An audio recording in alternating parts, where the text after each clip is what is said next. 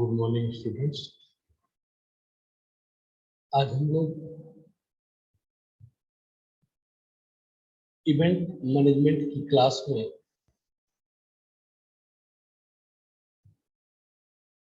एक नया topic start करने जा रहे हैं,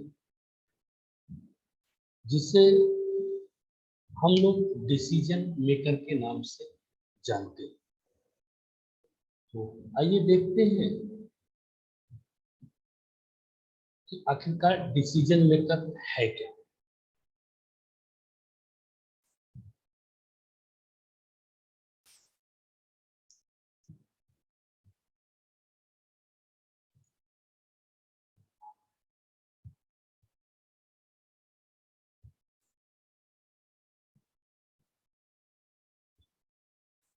successful corporate planning takes more than just a great agenda and a high quality vision. एक सफल कॉर्पोरेट इवेंट अथवा कॉर्पोरेट आयोजन की प्लानिंग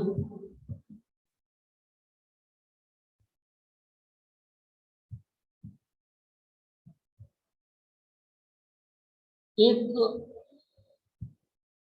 हाई क्वालिटी एजेंडा बस नहीं है, बल्कि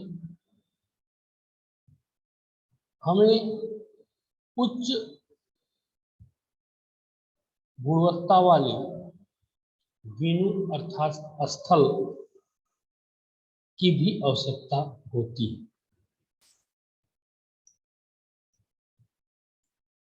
प्रिपरेशन एंड मल्टीपल पीपल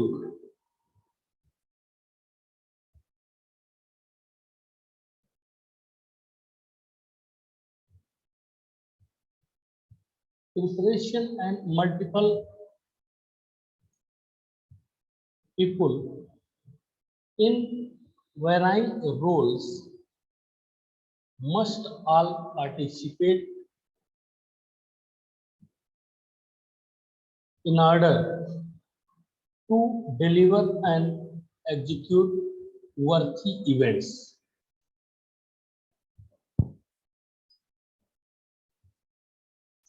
एक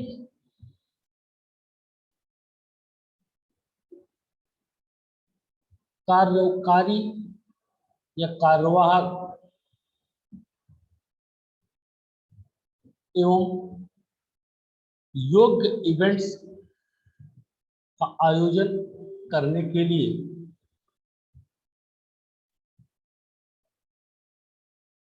उसकी तैयारी और अलग अलग भूमिकाओं में कई लोगों को भाग लेना पड़ता है।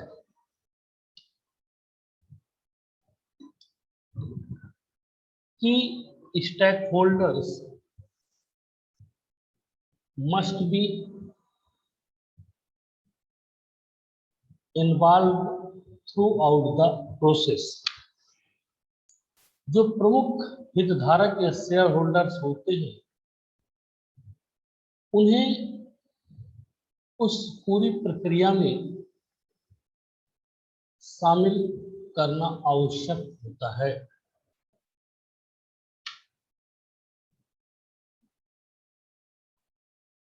Support staff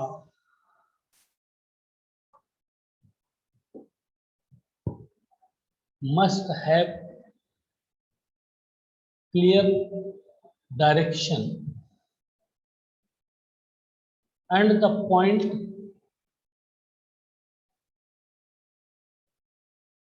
person running it all must work closely with the entire team to bring it all together.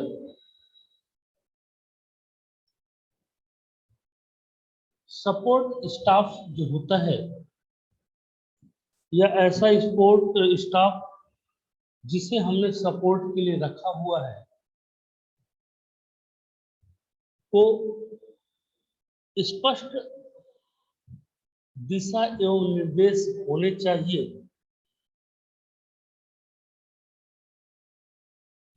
और इसे चलाने वाले बिंदु तथा व्यक्ति को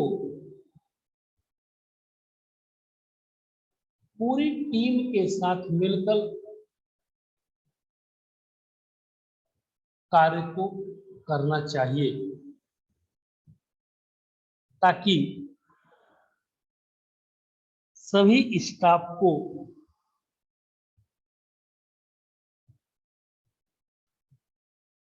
एक साथ एकत्रित किया जा सके या फिर लाया जा सके।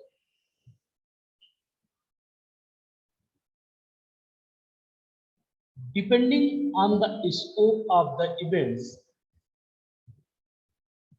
and the size of the organization,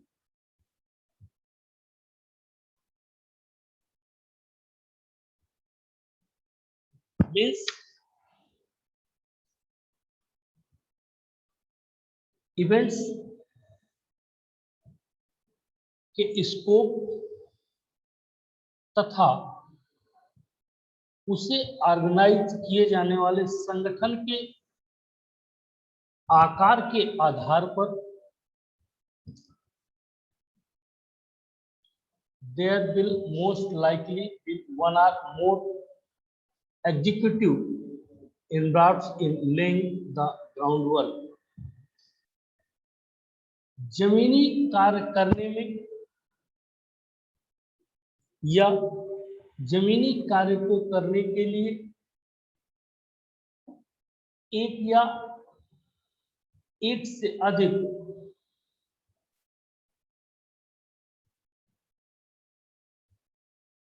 लोगों को या लोग के शामिल होने की संभावना होती है। मीन्स इवेंट्स, सबसे पहली बात तो ये निश्चित करना पड़ता है कि जो इवेंट है उसका स्कोप क्या है, दायरा क्या है, कितने लोगों के पहुंचने की संभावना है, किन किन चीजों की आवश्यकता है, किस टाइप का इवेंट है। Then size of the organization, जो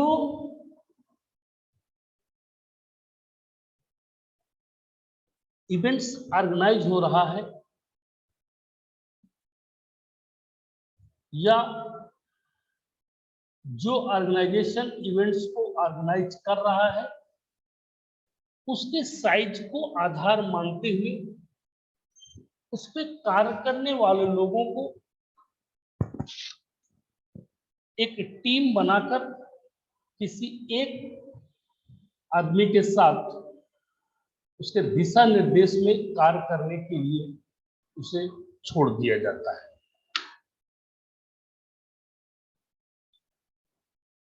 It is important to understand what their thoughts are on the business goals associated with the event.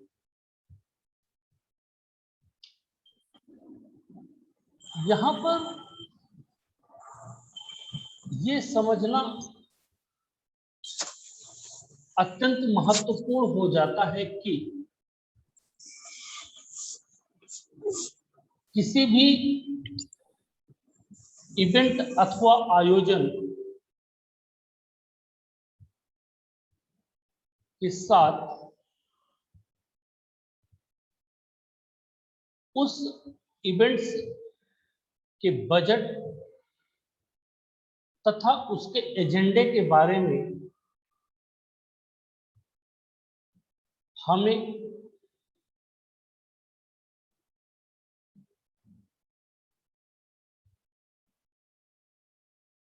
उसके व्यवसायिक लक्ष्यों पर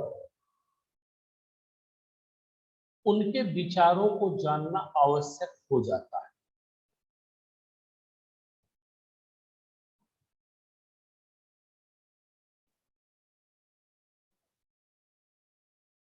Some of the responsibilities that executive decision maker have during planning are किसी भी events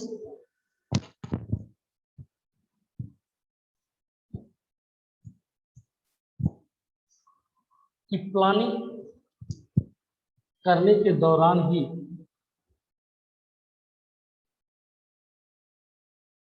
उसके responsible person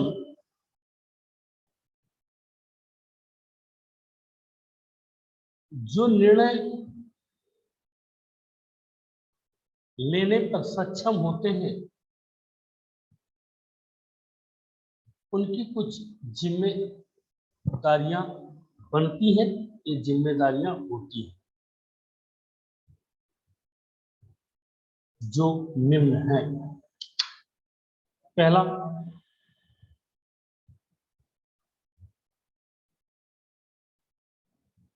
determining the overall budget for the event. आपके द्वारा आयोजित होने वाले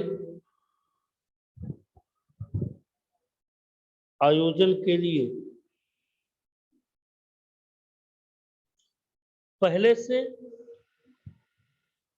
उसके बजट का निर्धारण या बजट के बारे में पूरी स्थितियां क्लियर कर लेनी चाहिए। दूसरा, determining the businesses objective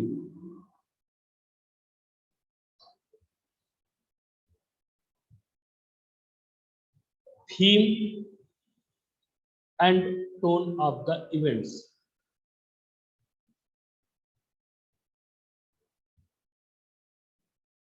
event के व्यवसायिक उद्देश्यों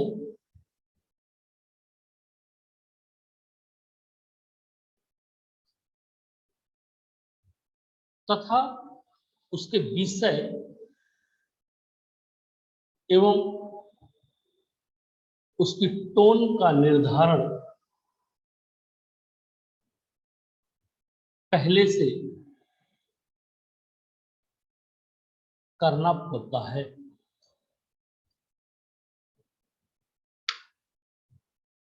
वेटिंग द सर नोट्स बनवा रहे हैं क्या? हाँ सर नोट्स सर बना लें क्या? किसका? आपके सर सब्जेक्ट का। तो नहीं बनाना है क्या?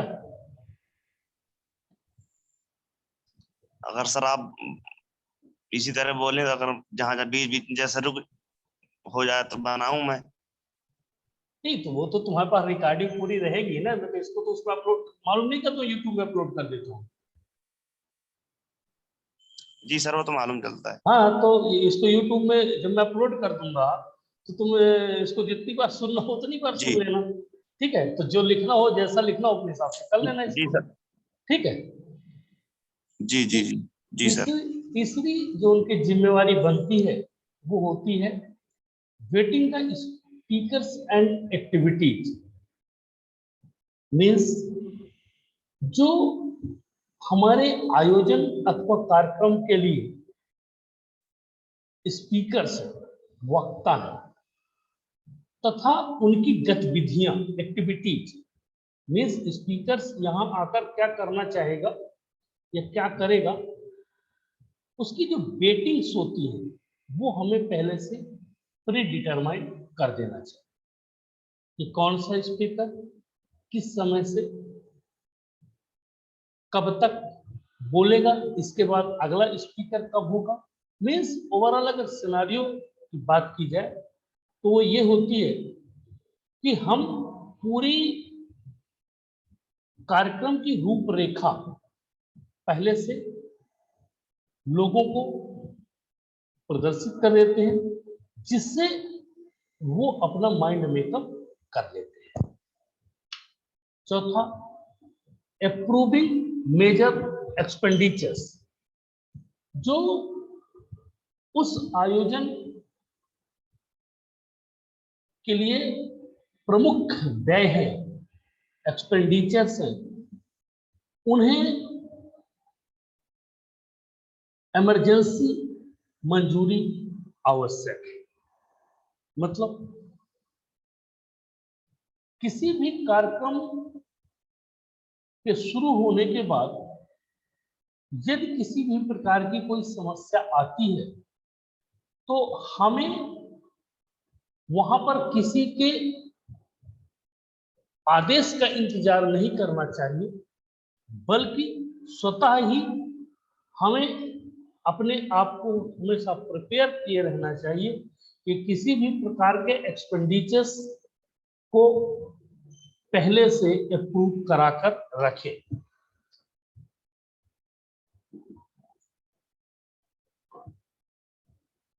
Participating in development of the agenda, हमारे आयोजन का जो एजेंडा है उस एजेंडे को कैसे डेवलप किया जाना है उसको पहले से बैठ के उन लोगों से मिल के जिनका वो आयोजन है हमें तैयार कर लेना चाहिए। Making crucial decisions through out the planning process, आयोजन के पूरी प्रक्रिया के दौरान महत्वपूर्ण निर्णय लेने या महत्वपूर्ण निर्णय देने दोनों की क्षमताओं को व्यवस्थित कर लेना चाहिए, ताकि अगर सडन किसी भी प्रकार की कोई समस्या आती है तो उस समस्या का हम निराकरण आसानी से कर सकें। सातवां है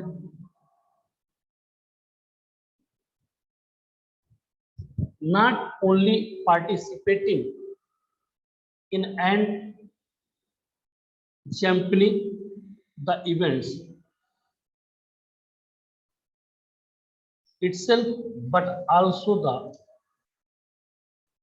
activities pre and post to set the tone.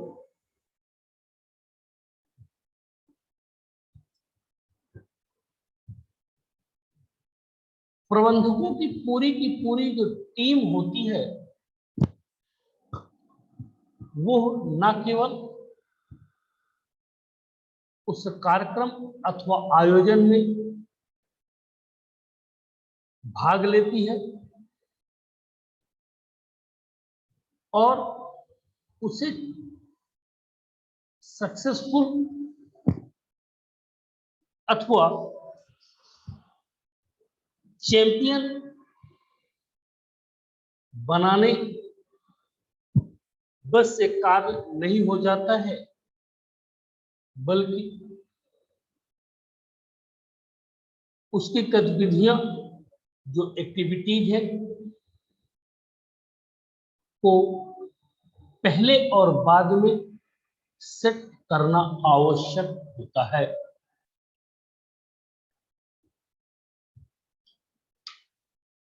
अब बात आती है कि डिसीजन मेकर मीन्स, अभी तो हमने क्या पढ़ा, डिसीजन मेकर्स। अब हम पढ़ने वाले हैं कि आखिरकार इसमें ऐसे कौन कौन से लोग हैं जो इन्वॉल्व हो, या ऐसे कौन कौन से लोग हैं जिनके बिना उस कार्यक्रम अथवा आयोजन की कल्पना करना संभव नहीं है। आइए सबसे पहले इवेंट मैनेजर किसी भी कार्यक्रम तथा आयोजन का एक प्रमुख टीम मेंबर होता है, जिसे इवेंट मैनेजर अथवा इवेंट प्लानर के नाम से जाना जाता है, जो उस पर्टिकुलर इवेंट्स को प्लान करना, मैनेज करना इवेंट मैनेजर का कार्य होता है। दूसरा, क्लाइंट। बिना क्लाइंट के किसी भी इवेंट्स की परिकल्पना करना ही बेमानी है, क्योंकि इवेंट आयोजन करवाने वाला ही नहीं होगा तो इवेंट आयोजन करने वाला क्या करेगा। तो अगर इवेंट्स आयोजन करने वाला है तो इवेंट्स आयोजक भी होना चाहिए जो इवेंट्स को करवाएगा। तीसरा, वेन्यू मैनेजर, मतलब हमारे प्रोग्राम, कार्यक्रम अथवा इवेंट के लिए हम एक वेन्यू अर्थात स्थान चिन्हित करते हैं और उस चिन्हित स्थान को प्रबंध करना, मैनेज करने के लिए वेन्यू मैनेजर्स अपॉइंट किए जाते हैं या उसी टीम में से किसी एक पर्सन को वेन्यू मैनेजर्स का कार्य दे दिया जाता है। तो उस जगह की साफ सफाई, साज सज्जा, कौन सा कार्यक्रम किस जगह से होगा, ये सारी चीजें व्यवस्थित करता है। कैटरिंग मैनेजर ये खान पान प्रबंधक होता है। किसी प्रोग्राम अथवा आयोजन में सबसे महत्वपूर्ण रोल जो प्ले करता है वो कैटरिंग डिपार्टमेंट्स ही करता है, क्योंकि यदि कैटरिंग डिपार्टमेंट्स आपको सही तरीके से सर्विस प्रोवाइड कर दिया तो उस प्रोग्राम के अन्य छोटे मोटे पहलुओं पर ध्यान नहीं दिया जाता है। तो हमारे पास कैटरिंग मैनेजर का अपॉइंटमेंट होना चाहिए। समय और मेनू के आधार पर उसे तैयार करवाना, इसके बाद लोगों तक पहुंचाना और सुव्यवस्थित करके उसे सर्व करना, ये जिम्मेवारी कैटरिंग मैनेजर्स के अंतर्गत आती है। लॉजिस्टिक्स मैनेजर, रसद प्रबंधक, मीन्स रसद का मतलब होता है रॉ मटेरियल्स, कच्चा माल, उसको भी मैनेज करने वाला एक पर्सन होता है जो बाहर से, जैसे कच्ची सब्जियां हैं, खोआ है, दूध है, किराना है, ये सारी चीजें का प्रबंधन रसद प्रबंधक करता है, जिसे हम लोग लॉजिस्टिक्स मैनेजर के नाम से जानते हैं। छठवां है गवर्नमेंट अर्थात सरकार। अब यहाँ पर एक बात आएगी आपके दिमाग में, सर सरकार का यहाँ पे क्या रोल है? तो सरकार का कोई रोल नहीं है। एक ऐसा पर्सन जिसका काम सिर्फ इतना होता है कि किसी भी कार्यक्रम, आयोजन अथवा इवेंट्स के लिए जो भी सरकारी कार्रवाई होती है, ऑर्डर लाना, परमिशन लेना, ऑर्डर करवाना, ये सारी की सारी चीजें इवेंट्स के लिए स्पीकर्स के लिए, बैरिकेटिंग्स के लिए, मतलब स्वान जितने भी प्रकार की प्रशासन और इवेंट्स के आयोजन के लिए जिन जिन चीजों की आवश्यकता होती है उसे ये गवर्नमेंट डिपार्टमेंट्स होता है, प्रबंधन उसका कार्य होता है।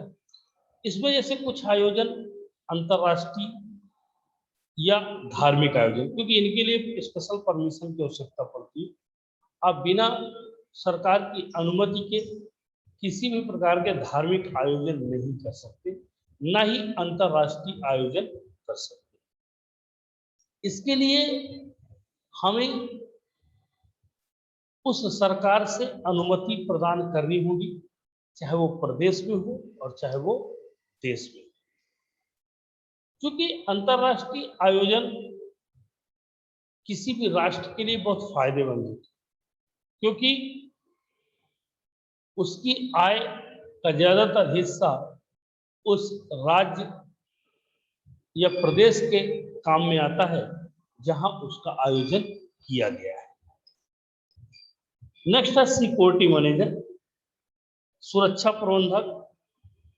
इनका कार्य होता है कि आपके आयोजन में, आपके प्रोग्राम में किसी भी प्रकार की कोई दिक्कत ना हो,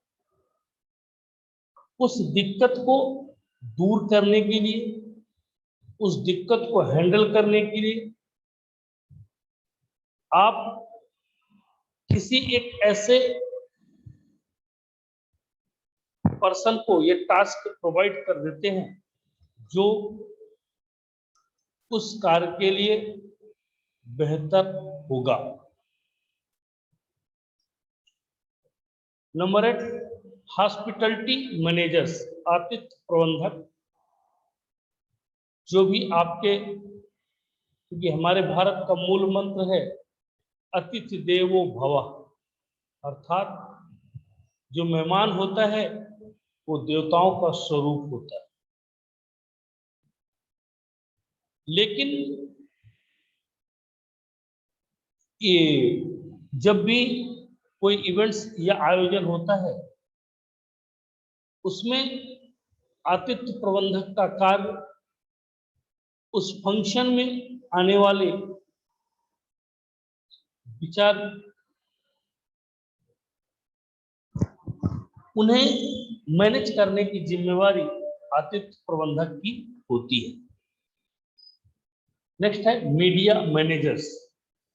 किसी भी आयोजन अथवा प्रोग्राम की कवरेज, लोगों तक सरलता से पहुंचना, लोगों को जागरूक करना, ये सारा का सारा कार्य मीडिया प्रबंधक अथवा मीडिया मैनेजर्स के द्वारा किया जाता है। तो आज के लिए इतना ही काफी है। यदि और कोई समस्या तो नहीं? बिल्कुल नहीं सर, कोई समस्या नहीं। ओके, तो इसको देखना एक बार, वीडियो देख लिया करो, ठीक है? जी सर। और जी तो इसको लाइक और शेयर भी कर दिया करो, अगर पसंद आए। नहीं पसंद आए तो जी डिसलाइक कर दिया करो, ठीक? नहीं सर, पसंद नहीं जी तो सर। कम से कम मुझे पता तो चले भाई कि तुम लोग क्या करते हो, ठीक? तो जी इसको जी पढ़ना, इसको समझना, और कहीं किसी को प्रॉब्लम हो तो मेरे को बताना। Okay, thank you. जी सर। जी